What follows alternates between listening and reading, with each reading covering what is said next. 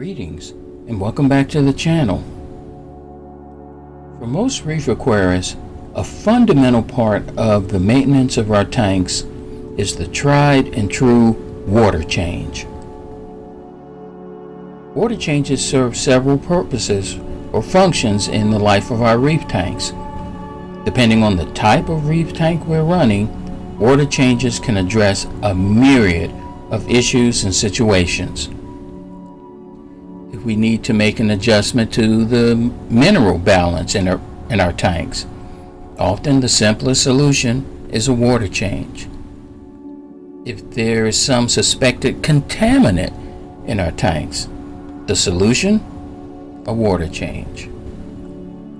And many times you will find that the solution is not a water change, it's several water changes over the period of a week or so. What happens is this has the effect of essentially resetting the chemistry of our tank water, either balancing out some specific parameter or parameters, or more completely removing or diluting some contamination in the tank. These days, there are many who adhere to the philosophy of no water change. In fact, for the longest time, I found myself in that camp, especially after I discovered carbon dosing, and that I now had nitrate and, to a lesser extent, phosphate under complete control just by slowly dosing some cheap vodka into the tank every day. And in doing that, I didn't really see the need to have to do water changes. Now, I'm slowly moving away from that paradigm and starting to warm up to the idea of regular water changes. For one, I've seen locally the results in tanks that do employ weekly water changes, and honestly, I would like to enjoy that level of success that I've seen in those tanks as well.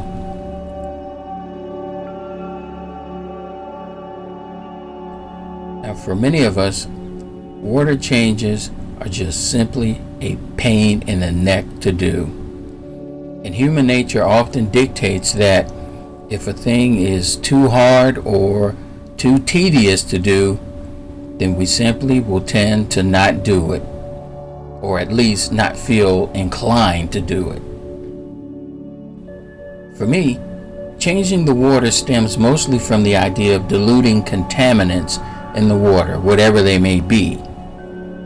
As in the case of the water change that I'm showing you now, it's being done in an effort to make my goniopora a little more happy. See, they've not been exhibiting really good polyp extension lately, and I wanted to see if I could remedy that by means of several water changes. And in fact, it has helped some. Now, there may be the question of how to do a water change, as well as how much water to change. Now, my impression has been that most aquarists change water as a percentage of the overall system water volume. In my case, I'm simply working from the availability of the largest easily available water mixing container. And in my case, that would be a 32-gallon brute trash can. Though, truth be told, I really wouldn't mind something even a little larger than that. But this size affords me the ability to make approximately a 30 to 35% water change once I factor in the water displacement of the rocks in the tank. Now, when mixing new salt water, you want to always be sure to be adding salt to the water and not water to the salt.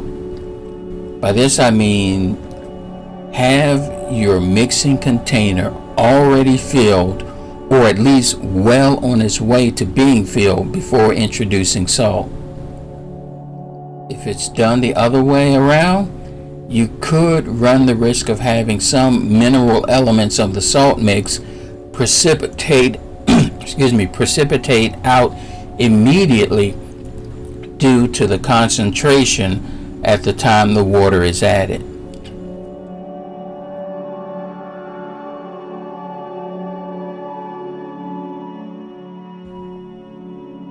From there, you can stand ready with some implement for stirring the water. I know in the past I've used a long PVC pipe in order to stir it. Or you can make life easier on yourself and just use an inexpensive circulation pump that is rated to be safe for use in salt water.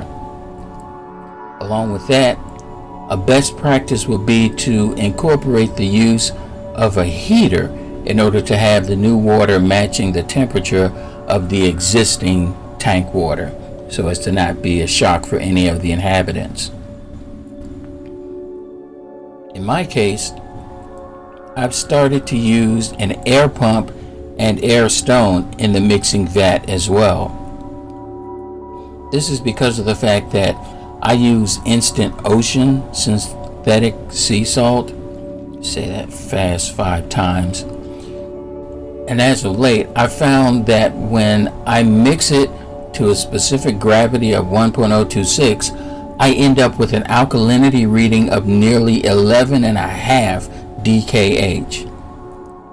Now, I don't run the alkalinity in my tank that high, and the only way that I would knowingly introduce makeup water with alkalinity that high is if the alkalinity in my tank was really low and I wanted to slowly bump it up towards a more desirable level.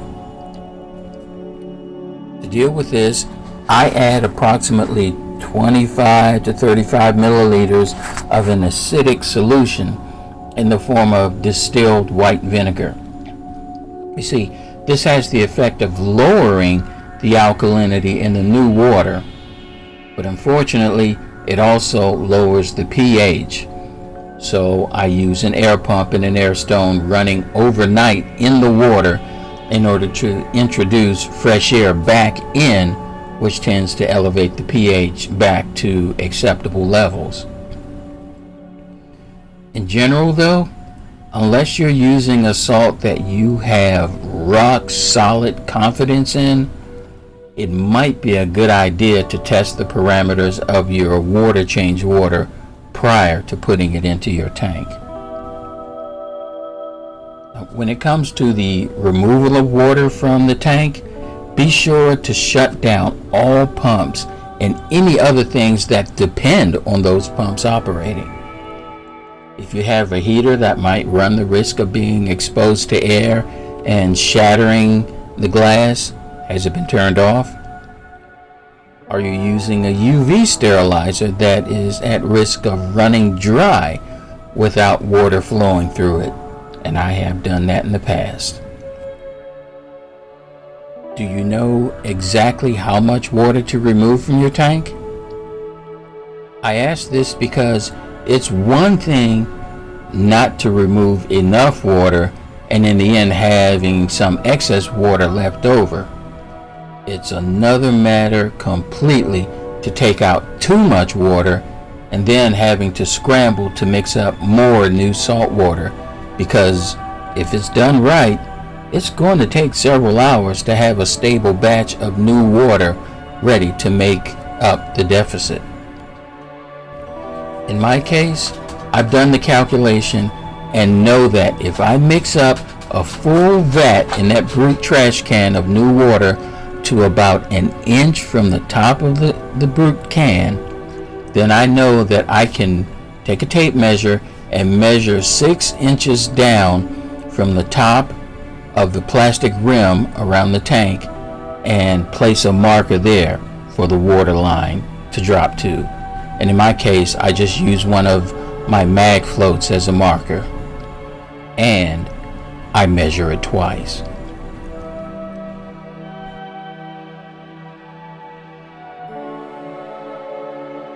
And a word to the wise, please don't lift buckets. Just use an inexpensive pump to both remove water from the tank and to refill the tank with new water.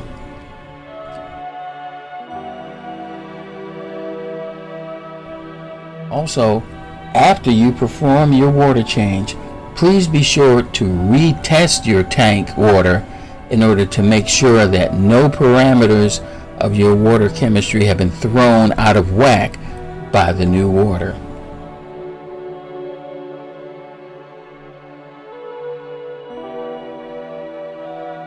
In the end, I do believe that water changes will seem like much less of a chore if you implement a few time and effort saving life hacks. And in the end, the inhabitants of your tank will thank you by means of thriving.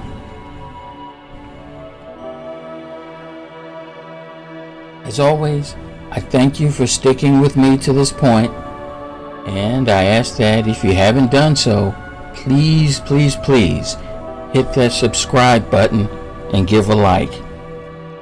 It doesn't cost you anything, and it will go a long ways in helping the channel to grow.